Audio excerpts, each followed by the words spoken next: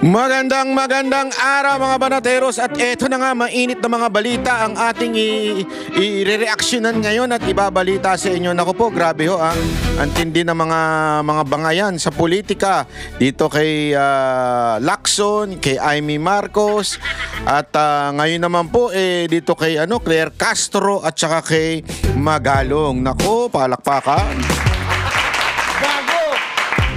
Magandang laban to. Isang kilala at honorable person at isang ewan ko kung yung honorable ba yung isang yun. Nako, as in matindi yung bangayan ang nangyayari, at ang matindi pa ho niyan mga kababayan, dinikit na naman ng mga Duterte. Ay sus, hayop talaga. Iba talaga. So anyway, mga kababayan, ito muna, pag-usapan muna natin itong ito, reaksyonan lang natin ito. Picture muna. Ayan. Alam nyo, kasi nung nakaraang araw, 'di ba, kilala nyo naman yung nag-withdraw ng support na kay Marcos na isang kernel diyan sa AFP, nayanig. At ang balita nga ho natin mga kababayan, masusundan pa daw ito. Yun ating naririnig sa palipaligid, ha. Masusunod daw pa ho ito, at marami pa rin daw hong mga in a peaceful manner they would withdraw their support from the president. That I do not know kung sino-sino yan, ha? Naririnig natin yan sa mga bali-balita, napapanood natin sa mga social media, na meron pa nga daw mga lalabas pang bayani na masasabi natin dahil naninindigan na tama na, it's enough. Hindi na ho, bakit to kanyo? Kasi number one, yung issue ng lumalakas ang NPA sa administrasyon ni Marcos, yan ay kinagagalit ng mga kasundaluhan, dahil tandaan ninyo, ito ay may malalim na laban sa mga NPA dahil sila po ay namatayan ng mga kaibigan, kamag-anak, at yan nga ho yung kanilang nakikita ngayon ay ang pagkakasundo nito ni BBM at yung mga supporter ng NPA na kasamahan nila sa Kamara. Ayaw ho, hindi ho gusto ng mga militaryan. At yan po ang isa daw sa dahilan ng mga pag-aaklas. Hindi naman pag-aaklas. Pag-withdraw. Mali ang term kong pag-aaklas. Pag-withdraw ng ilang nasa military. Yan ho, ikwento ho sa atin ng ilang mga kakilala ho natin. Hindi ho natin alam, hindi ho tayo nakikipag-ugnayan sa kanila. Hindi ho natin, ito, para lamang po, disclaimer lang ho, wala ho tayong personal knowledge dyan. Pero may naririnig po tayong mga kwento-kwentuhan. Dahil po dyan, napareact na po ang ewan ko kung masasabi ba natin pinakapangit o walang kwentang tao sa larangan ng political commentator. Ito ho, si attorney ba ito? Paano nangyaring attorney ito? Totoo ba ito? Baka naman fake news to. Puro salungat yung kanyang titulo, yung attorney, salungat sa utak niya. Yung Jesus, salungat sa ugali niya.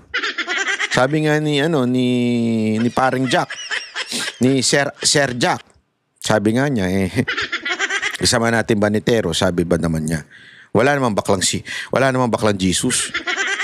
Sa bagay, tama siya doon, di ba? Pero ito ang Jesus na, ba't kaya pinangalan ng nanay niya dyan sa kanya, no? Ang sagwa. Pwede bang bawiin? Dapat hindi pinapayagan yung mga ganyan na yan ay papangalan mo. Mantakin mo, halimbawa lang, hindi ka kapanalig ng mga Kristiyano.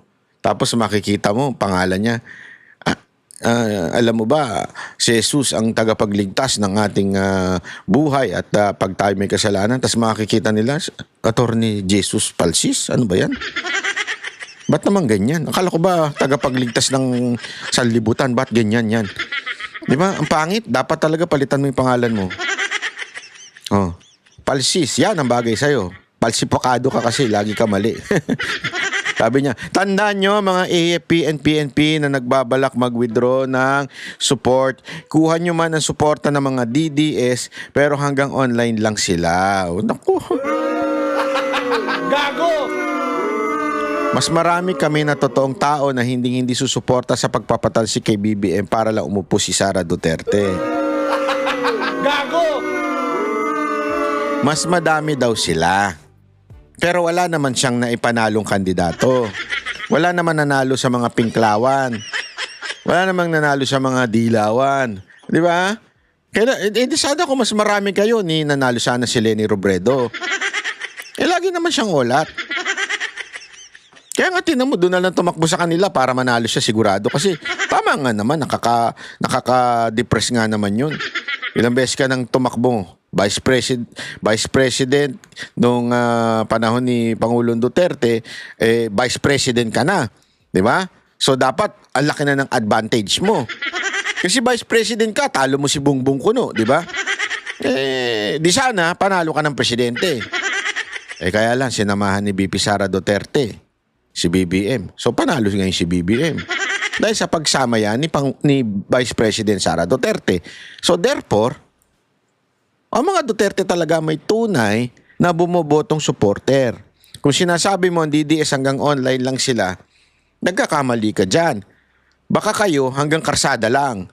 Ilan lang kayo? Umabot ba kayo 1 milyon? O sabi mo na umabot kayo 1 milyon, 2 milyon sa kalsada. 2 milyon na to be safe. Hindi pa rin kayo majority. Ilan ba boto natanggap ni Vice President Sara Duterte? Siya ang pinakamalaki. Mas malaki nga sa presidente. So, ibig lamang sabihin yan, yung pautot mo na wala namang kaming bilang, ay kalokohan. Gago! Diba? Hindi ka kayo nananalo. Yung 8 diretso nyo, 8 inodoro.